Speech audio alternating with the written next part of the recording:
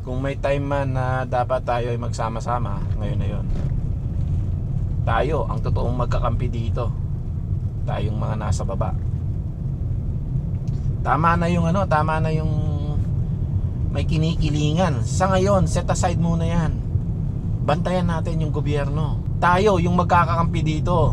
Pinagloloko na tayo eh. Wag na yung tuwang-tuwa pa kayo na malaman ninyo na ganito, sangkot yung kalaban ninyong partido, sangkot yung kalaban ninyong, yung kakampi ninyo safe.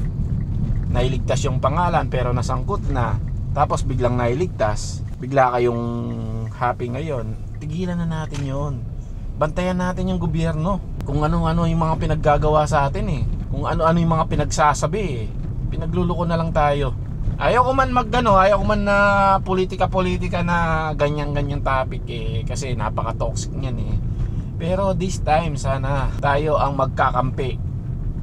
Bantayan natin. Tingnan niyo yung mga nangyayari sa ibang bansa. Nepal, yan no, 'di ba? Ang tatapang nila para ipagtanggol yung gusto nilang ipagtanggol. Yung paniniwala nila. Bigyan natin, pakita natin sa bigyan natin ng takot yung mga nakaupo na yan. Pakita natin na tayong mga nasa ibaba ang nagluklok sa kanila at tayo din yung may pangil. Para tayong para tayong nanonood ng puppet show.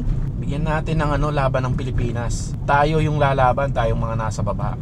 Hindi sila yung magkokontrol. Alam naman natin yung mga pag-iisip ng mga yan eh. Hindi tayo mahirap, pinapahirapan tayo. Tandaan ninyo yan. Hindi tayo mahirap na bansa, pinapahirapan tayo ng mga nakaupo. Isipin mo yung mga project magagawa mo pang matulog, nakakayanan mo pang matulog. Paano mo ipapakain yan sa mga anak mo? Wala na kayong konsensya. Kapag yung ibang mga Pilipino ay hirap na hirap, kayo ay sarap na sarap. Yes, totoo yung mga sinabi ko rin na wala naman talaga sa gobyerno yung pag-asenso ng bawat isang tao. Pero definitely may tulong ang gobyerno. May maitutulong. Pakataas-taas nyo yung tax tapos sa inyo lang pala mapupunta. Di dapat ganun. Yes, alam na naman natin. Common, basic. Alam naman natin yung mga salitang ganyan. Di dapat ganun eh. Alam naman natin yan. Pero nangyayari pa rin dahil sa mga ganid na yan eh. Ngayon pinapapet show tayo. Dino-dog show lang tayo. Obvious naman eh. Kita ko nga dun sa comment although hindi naman ako pabor sa ganun na pananakit ng tao. Kung gusto natin mag-suffer siya habang buhay siya. Namnamin niya. Pero may chance siyang magbago. Hindi naman yung kagaya sa Nepal na makikita mo pinapalo na yung tao sa ulo, binubugbog na walang. Hindi naman tayo ganong mga Pilipino. Huwag naman natin paabutin sa pumapatay na tayo dahil doon Ligtas din natin yung kaluluwa natin.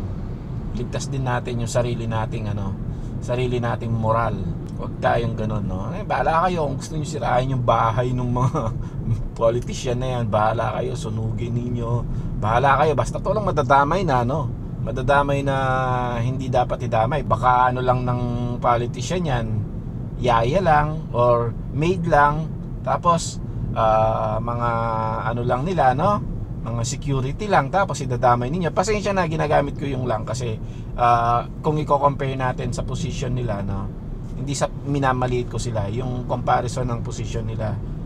Siya maid, ito politician, tao rin yan. Baka ganun mga mga tao lang nila, tapos babanatan mo sila. Nilalagay ko yung lang kasi di naman sila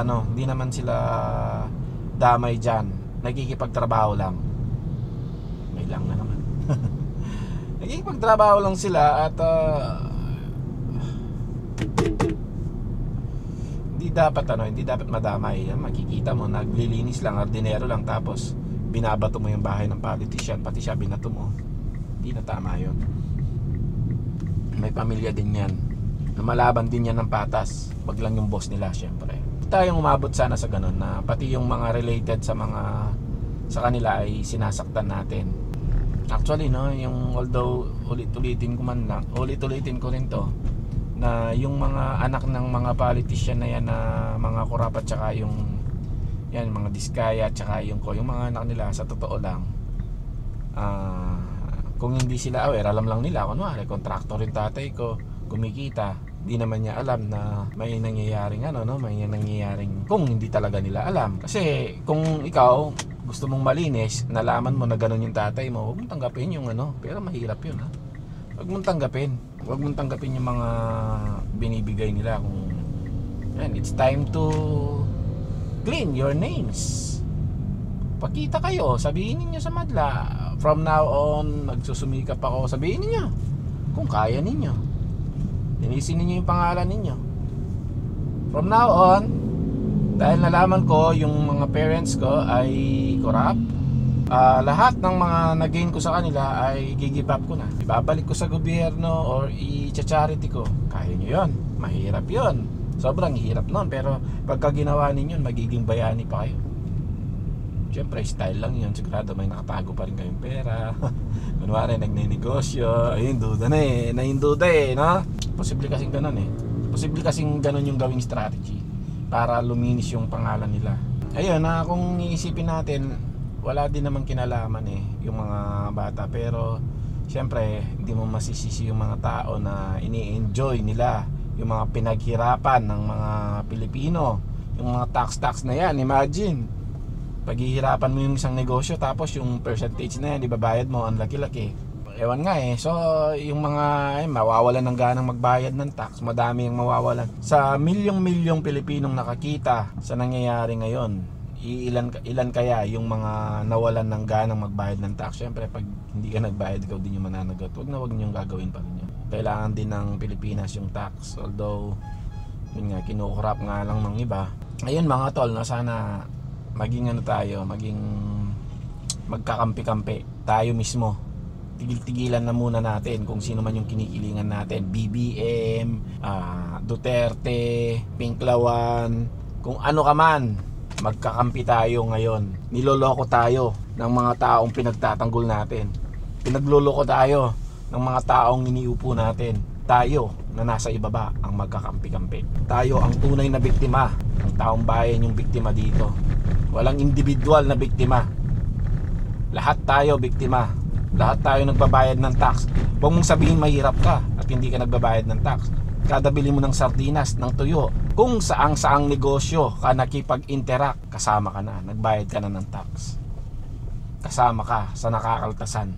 So I think hanggang dito na lang mga tol. Maraming salamat and God bless.